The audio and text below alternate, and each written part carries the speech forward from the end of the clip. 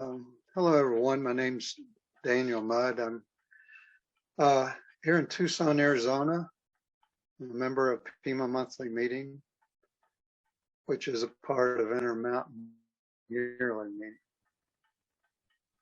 I was originally raised as a Roman Catholic and was Roman Catholic much of my life until about 25 years ago, and I started exploring other denominations and moved to Tucson from Kentucky. I'm originally from Kentucky, and I moved to Tucson in 2006. In 2007, started attending PEMA Monthly Meeting, and then around 2010, I became a member. So I've been a member for about 12 years now. My personal experience with meditation comes out of the 12-step program. I've been a member of a 12-step recovery program for most of my life now. That's freaky to hear myself say that, but I was 21 when I entered the fellowship, and I'm much over 21 now.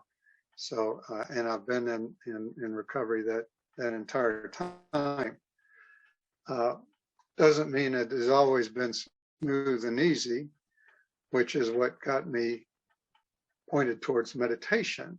About 11 years into recovery, I owned a small business, and it started to get the better of me. And I was physically exhausted and mentally and emotionally beat up. And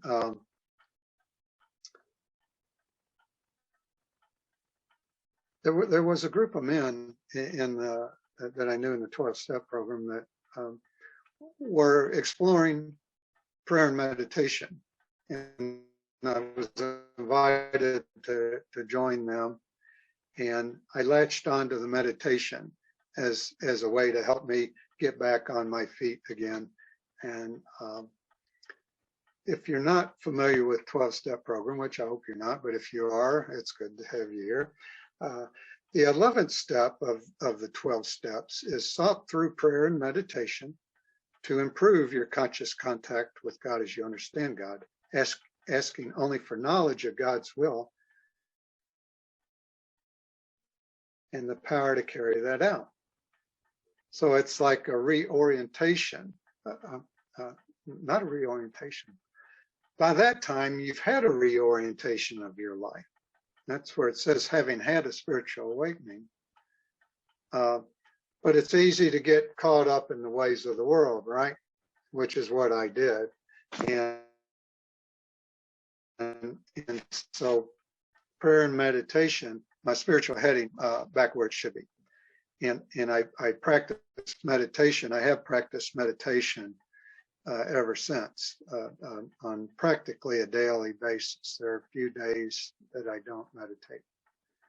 I came to a point in my life after I had started going to the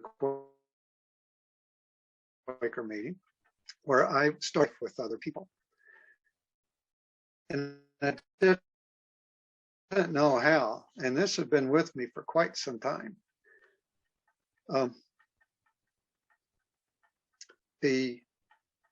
Someone in meeting made an announcement that she and her mother were going on a Quaker pilgrimage. I'd never heard of a Quaker pilgrimage, so I Googled it. And so it takes me to England, of course, and to the various sites. And so I click on one that has workshops and retreats, and I'm looking at their list of workshops and retreats, and one of them says experiment with light. And that caught my eye. So what in the heck's that? So I click on that, get the description. I think, wow, that sounds like what I do. And so I contacted the people at Experiment with Light. I had conversation with them, and they said, well, we have all the material you need. We can, supply you with that to help you start with a workshop with your meeting to help other people come into this meditation as well. And so that is how I got acquainted with the Experiment with Light meditation. So The Experiment with Light Network, which is based in England, has been around about as long as the experiment with light's been practiced. Right from the get-go, there was a group of people who saw the value of this meditation and wanted to help get the word around and offer instruction and guidance for other people to form small groups to do the meditation on a regular basis with other people. And so that has grown today. They have a website. If you Google, and I could give you the link, but experimentwithlight.org, you'll come up with their link, and it has a lot of background information. It has pre-recorded meditations that you can listen to. It has resources for helping to start a light group in your own meeting or by yourself. And some years ago, Rex gave a talk. Rex Ambler, who's the one that came up with Experiment with Light, gave a talk at the French General Conference in Minnesota. And a lot of people came together in a meeting at that time around the question of, do we want to form a light network in the United States or North America? And the answer was yes, but it never quite got off the ground. Jean-Marie is my wife. She and I were in England 2018, summer 2018, I believe. We went to a 5-day light retreat there with the people in the Light Network, and they asked us if we would become the North American liaison to the Experiment with Light Network. So we were in seminary at that time, Earlham School of Religion, a Quaker seminary, if you're probably familiar with it. And we told them that we would help with that, but it would probably be after we finished our studies. And so we started a little bit here and there, but it's been growing gradually. And so now we have this Experiment with Light Network, North American network, that is tied with UK and worldwide network. It's pretty loose. There's nothing real official, and there's not a lot of structure, but we do have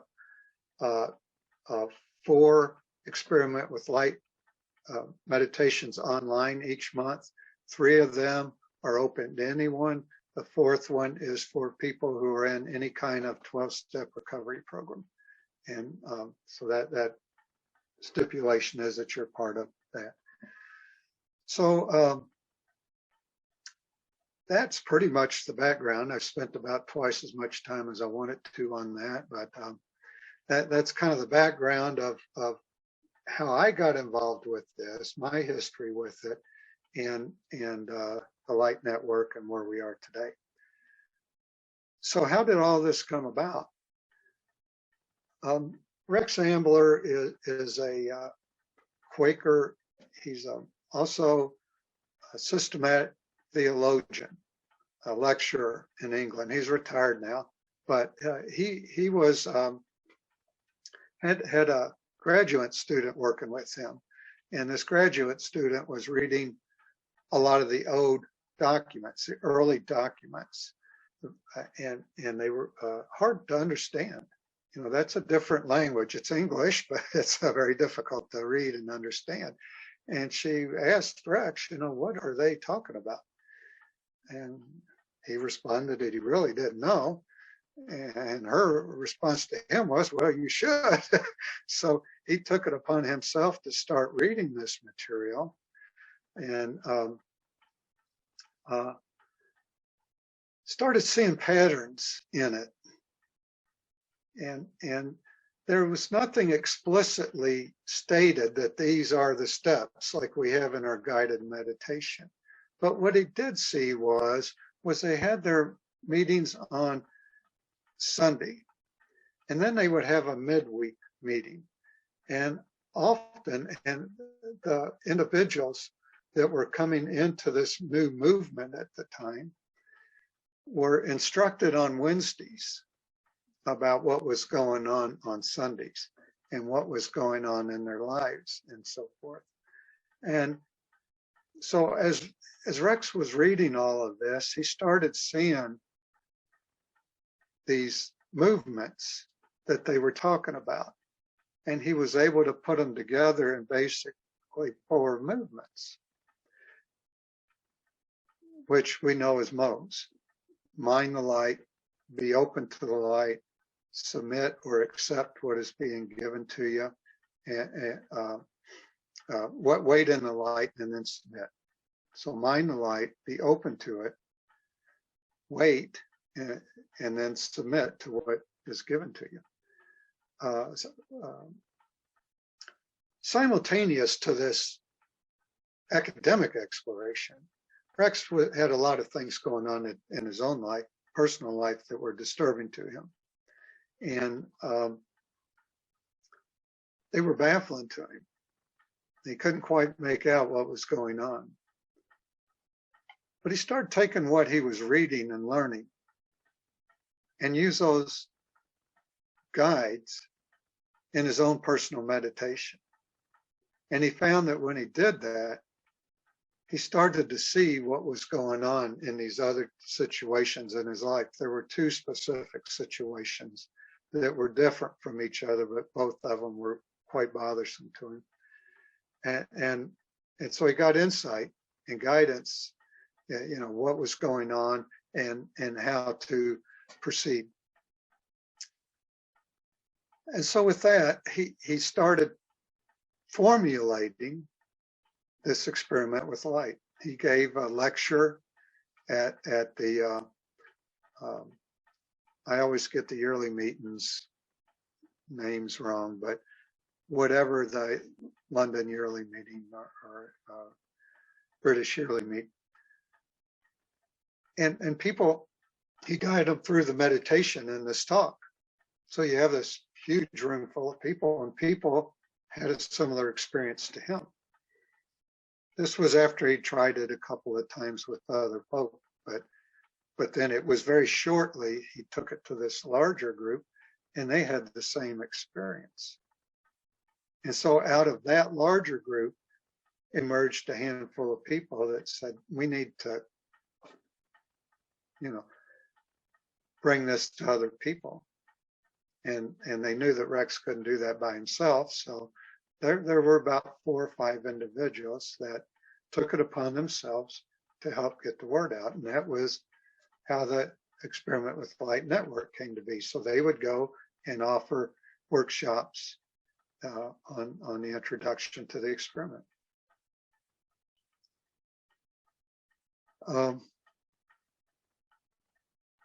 And that's pretty much it. I mean, that's it in a quick nutshell. Of course, there's a lot more involved. The best text is Light to Live By. It's very succinct, and it gives the background. It gives some of those texts that Rex picked up on these hints from, and then it has meditation in it so that you could do the meditation yourself. And so it's let me get it for you.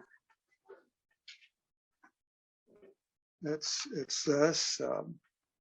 You can see how thin it is. It's a very small book, but it's really all you need to get started. And most everything that's in this is on the website.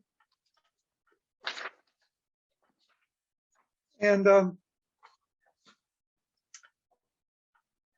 but there are a couple of points I would like to bring out to try to connect the historic with the contemporary. All right. You have to remember that the first friends were Christian. They knew the Bible inside and out. When they spoke, scripture was interspersed all through what they were saying. So anyone that is familiar with a Christian scripture, the New Testament, the Old Testament, and reads what they've written, can pick out the lines from scripture all through their writing. And there's a big 50-cent word called eschatology, eschatological event that's dealing with the end time, okay? And there are basically three types of end times that various theologies use.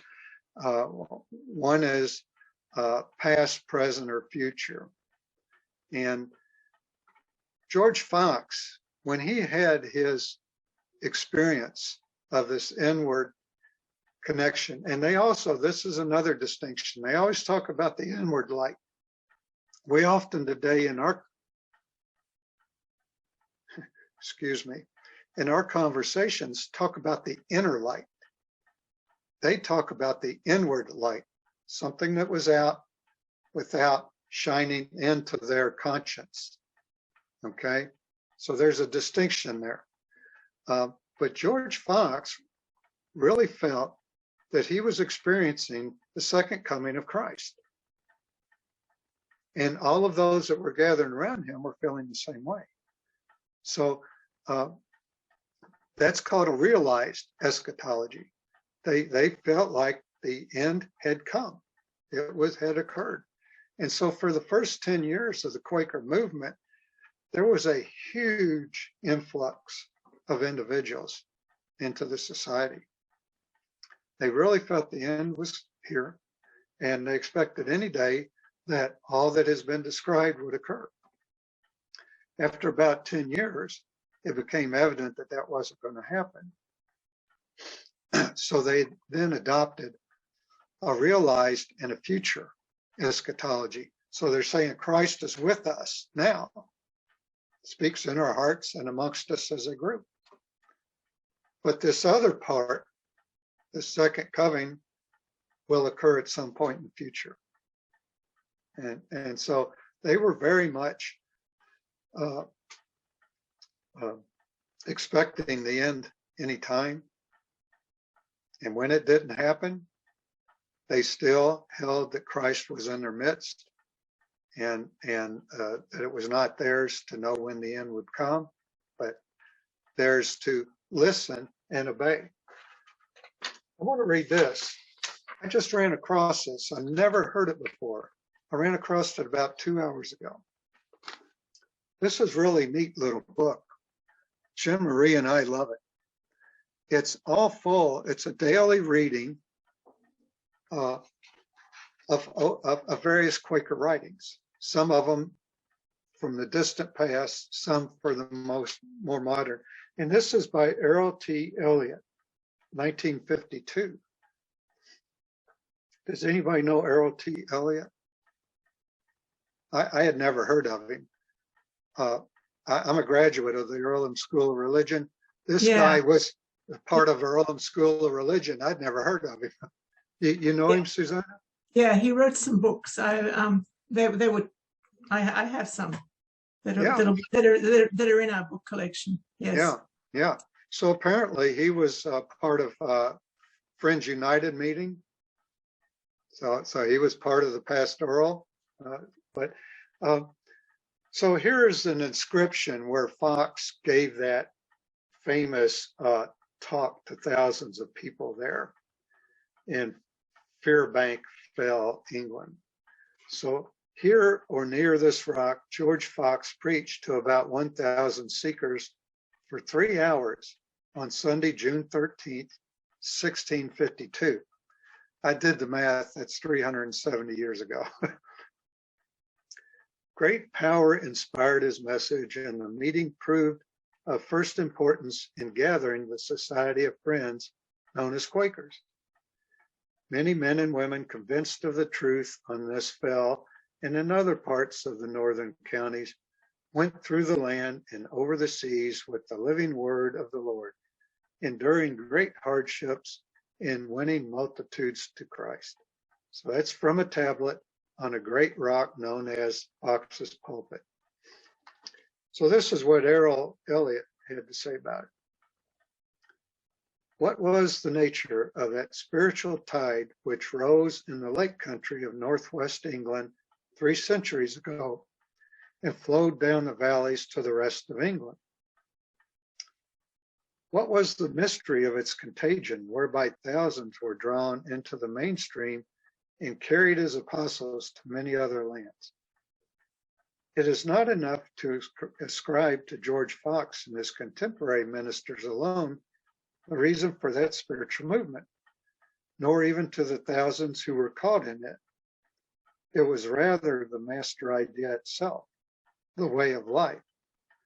Christ was not only real to them in a historic sense, he had come to teach his people himself.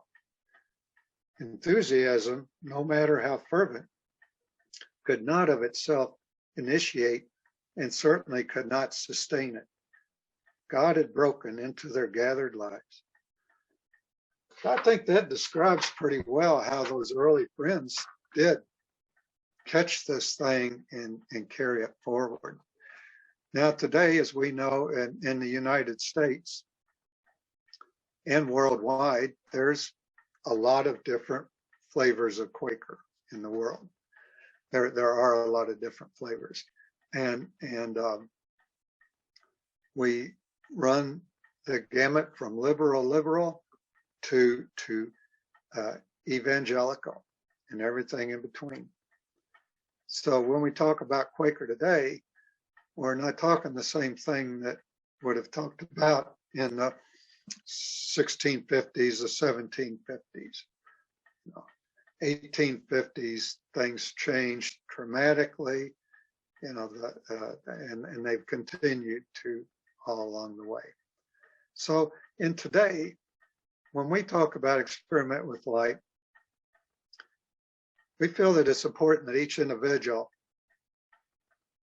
determine for themselves what that light is. And we trust that whatever that is, that will guide them in their path on their spiritual journey. And so we typically go over a set of guidelines we would use, but the main thing is that everybody's experience and belief is welcome here. We each hopefully will feel comfortable in sharing what that is. Sharing is always by invitation. It's never required. When we do the experiment and the sharing that goes with that, we hold that in worship sharing. So we listen. We're holding that as a sacred space. We're there to listen, to let these people hear themselves express what had gone on, and to be witnesses of that for them. We hold also something called double confidentiality. And this is really of utmost importance in this. Not only do we not share what we've heard in these groups, we also never follow up with the person who shared. This can be very difficult, especially if we, number one, have experience in an area or training, or just really want to help, But it's crucial that when this individual shares, that they do so knowing that it's not going to come back to them in any way. And I can't tell you the number of times that I've heard people say how important that is. There's no place else they could go where it's like that. And it's also a trust in the Spirit being amongst us and being active in that individual's life. Because if the Spirit brings them to this point, it's going to take them to the next point. And we all trust in that. Now, the inverse of that is true. I might know that Ray has experience in something that's been rising in my meditation. And so if I go to Ray and say, hey, Ray, can I talk to you about this? He says, sure, then we can do that. But it would not be okay for Ray to approach me and say, hey, I've got experience in that. Let me help you with that. And so we find that works best.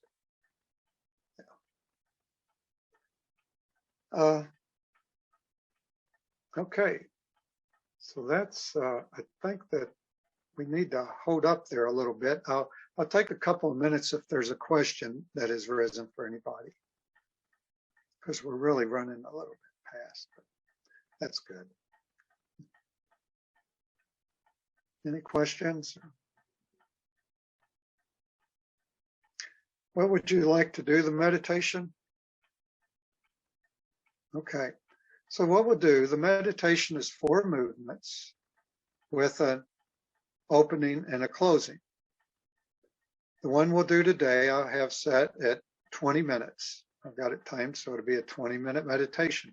Often the meditations will be 30 to 40 minutes, but in a setting like this, it's best if we keep it to 20. We'll allow about 10 minutes to record your experience, because if it comes from the unconscious, it can be quite fleeting, like a dream. You know, you wake up, you remember your dream, and then 5 minutes later, you can't recall it. It can be similar. And also, if you do the experiment on a regular basis, you'll want to look back and see how things have progressed and so forth.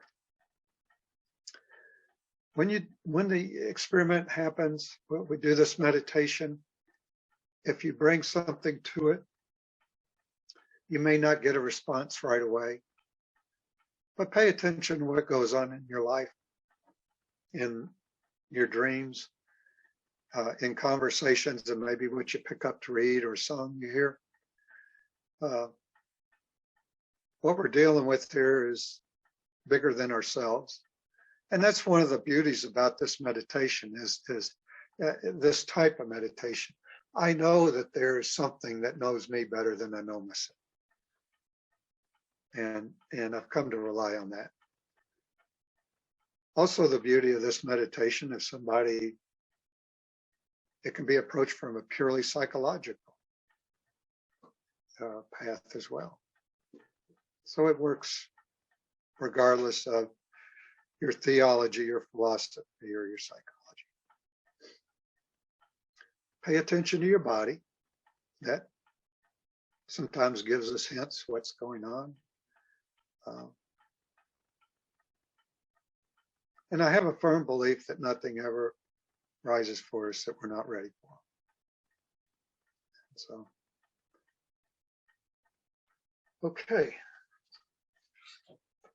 Well, with that, are we all set to go? Let me get my timer going here so I can keep track of our time minute. We'll give Carol a minute to come back, and I'm going to take a sip of water.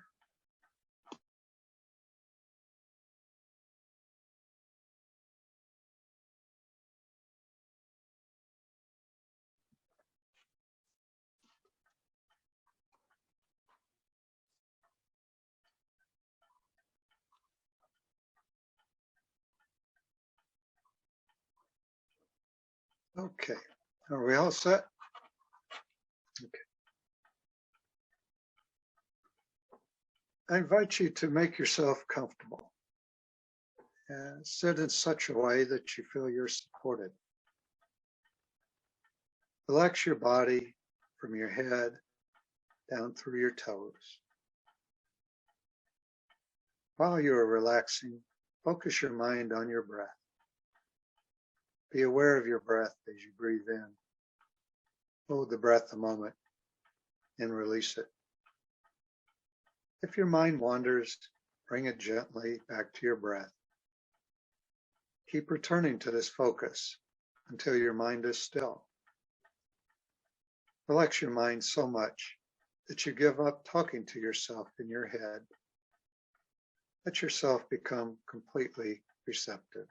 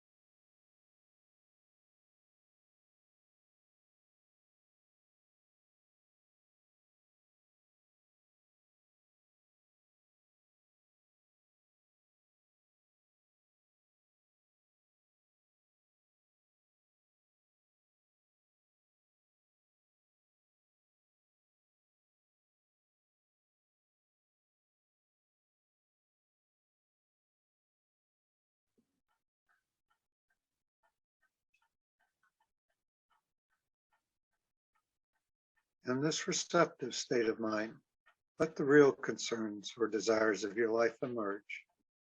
Ask yourself, what is really going on in my life?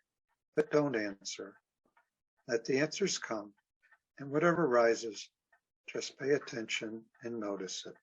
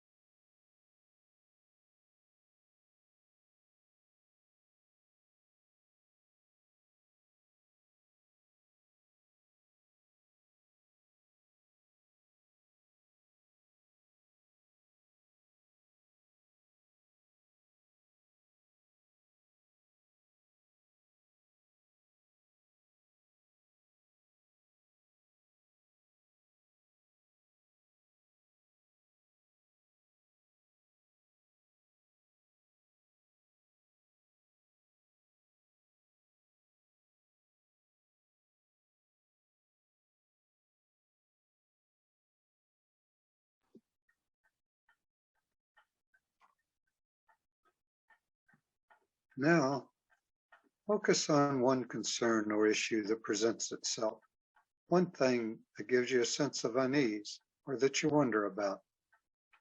Try to get a sense of this thing as a whole, but keep a little distance so that you can see it clearly.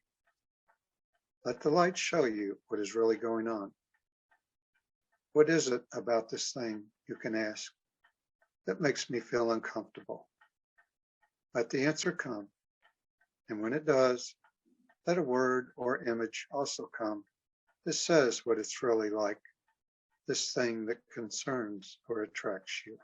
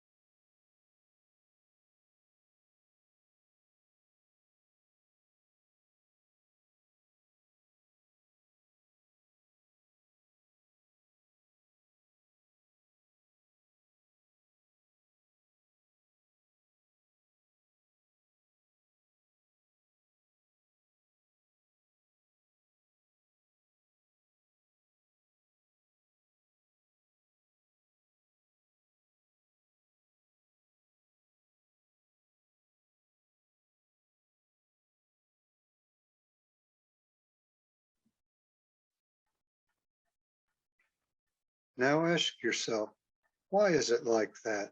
Or what makes it like that? Don't try to explain it. Let the answer come. Allow the light to help you to see what it is. Let the full truth reveal itself, or as much truth as you're able to take in at this moment.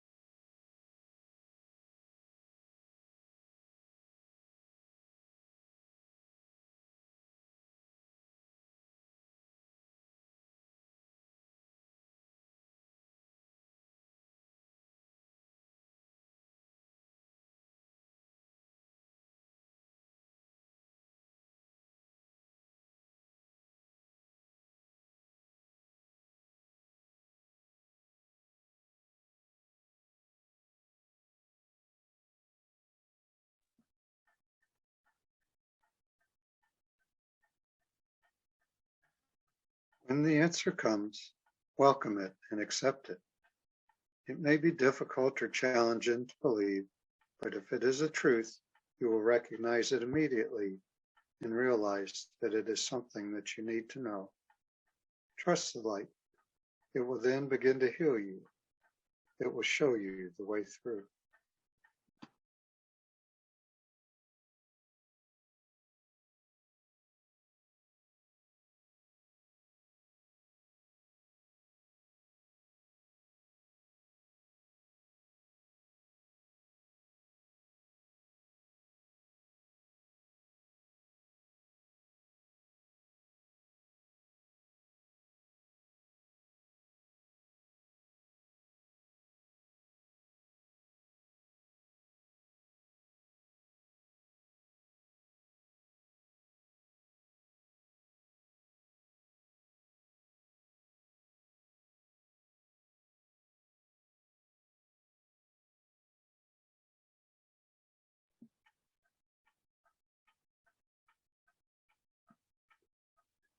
Accepting truth about yourself is like making peace.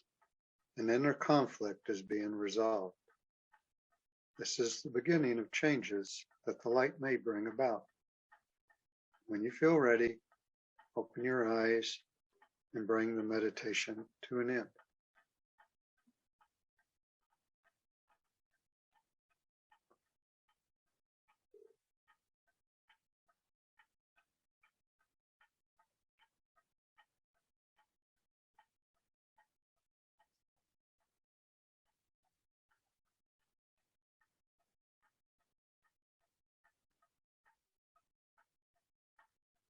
Okay, so we're going to take about 10 minutes to allow you time to integrate what had occurred. You might write it down, in words, descriptive. You can draw. Maybe you want to get up and stretch your legs and integrate it mentally. But we'll take about 10 minutes for that. If everyone is finished beforehand, that's fine, but I'll let you know when we've got like a minute left to go. So we're going to take 10 minutes at this point, and we'll come back very shortly.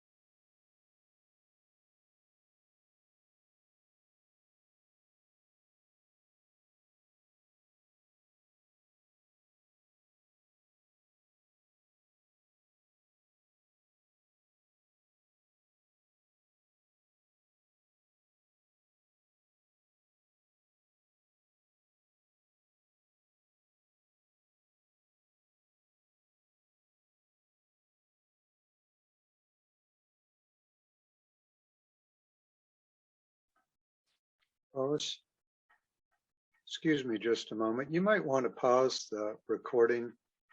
This would be a long time for somebody to sit and wait. But okay. All right. So we're back now.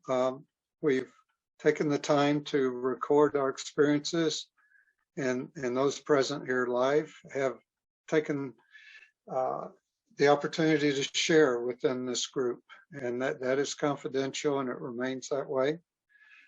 So we're going to move into a different part right now, where we're going to talk about the process itself. You can share about how the process was for you. And if you have any questions about it or comments, we can take some time here now for that. So we're open for sharing on the process now.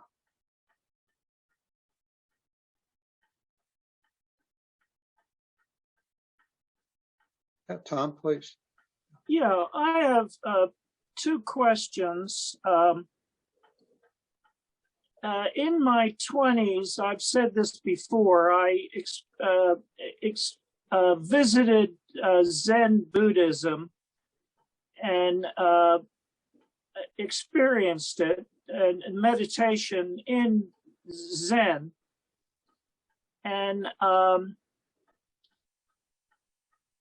are there parallels with Zen meditation and traditional Zen meditation? I went to a monastery in Japan where we did do very early morning meditation in that traditional method where in the course of it, one of the monks comes around and strikes you with a stick to jolt you into a realization, and in which the meditation itself was quite long. Then at the same period, I also experimented with Gestalt therapy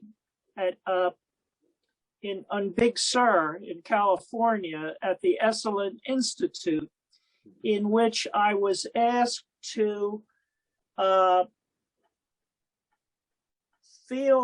meditate on and feel my body, and to feel where physically in my body my mental stress was located.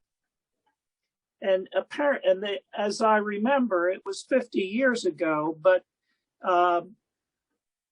it was Gestalt therapy. Are there parallels in both of those things with the meditation, with the meditating with light that you have described? Okay, so yeah, thanks for bringing that up, Tom.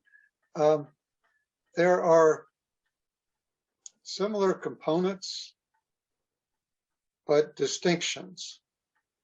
Okay, so all meditation has some similar component to it, but the intention may be different, you see. And so my introduction to meditation was through just sitting quietly. I utilized two books to start out with. One was Zen Mind, Beginner's Mind, and the other was Open Mind, Open Heart. So the one is an introduction to Zen meditation. The other is to centering prayer, okay? And centering prayer is not exactly a meditation, but it is. Experiment with Light is unique, I think, in that it incorporates prayer, meditation, and contemplation. And so there's also another method that's very similar. Rex even mentions it in this book. It's called focusing. Focusing is very similar, but it's psychological, and it's focused on connecting with the body. Where is this happening in the body? So it has that Gestalt component that you're talking about. The interesting thing is, the guy that came up with focusing, I cannot think of his name right now, so forgive me, but I believe that he attended Quaker school there in Philadelphia as a young man. And so, you know, some of these things, so you get all these crossovers, but a Zen meditation is not the same as sitting in a meeting for worship in a Quaker meeting. Yeah, there you go. Thank you, Lois. That's exactly right. Yeah. Yeah. So we're all sitting quietly, you know, in this posture. But what, you know, Quaker meeting for worship is a corporate meditation. And my understanding of Zen is that it's very personalized, individual. So I don't know if that answered your question, but maybe it opened some doors. Yeah. Thank you, Lois, for that name. And I always pronounce his name incorrectly too. So, yes, Susanna. Yeah, I was lucky enough to have my car stolen 5 years ago. Okay. So I do a lot of walking, and the closest train is a mile walk, and I'm also very close to an old growth forest, which is very tiny, and a big lake. So that's where I do most of my meditation, when I'm walking. You know, I'm not talking to anyone, and things are just flowing through my head, and I'm observing things. I just find that delightful, and I'm always surprised when I see people walking past with things plugged in their ears, listening to them. It's like, what are you doing? Yeah. I'm with you on that. Yeah. Yeah, you're missing this wonderful opportunity. Yeah. So, but that's it. I mean, there's always an opportunity to pray, to praise, to meditate. You know, it's interesting because a few years ago, my favorite imam, I said, okay, I want to be a Muslim. How can I be that? And he gave me 3 questions, and I said yes to all of them. He said, congratulations, you're a Muslim.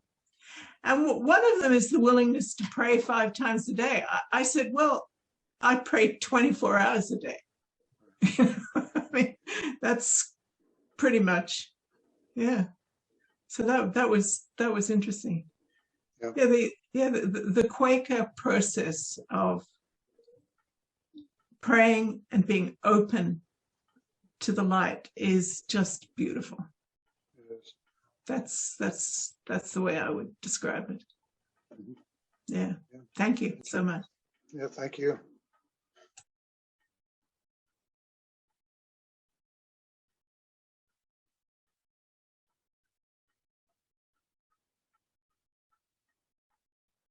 Anybody else?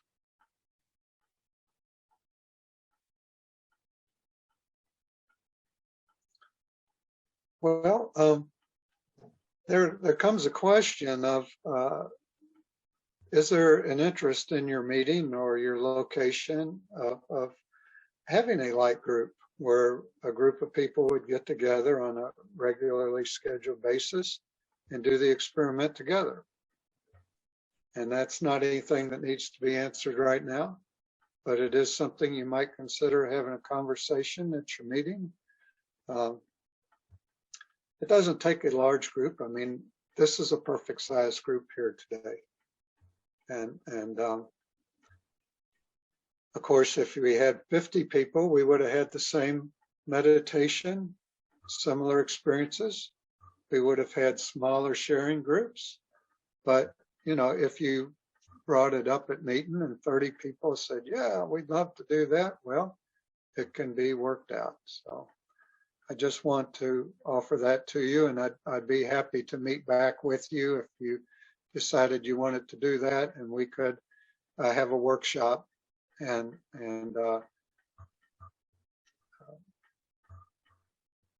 prepare the people involved for forming the group and getting started. It's a wonderful experience to have in your life. That's been one of the benefits for me of the pandemic. Is the increased availability of the experiment with light meditation.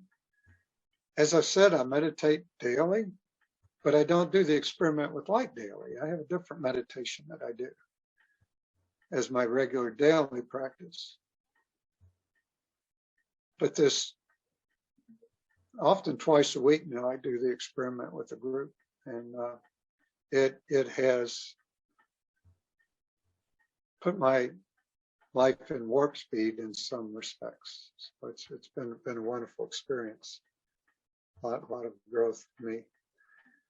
And so I'll leave it at that. I'll offer that. And, you all can talk amongst yourselves.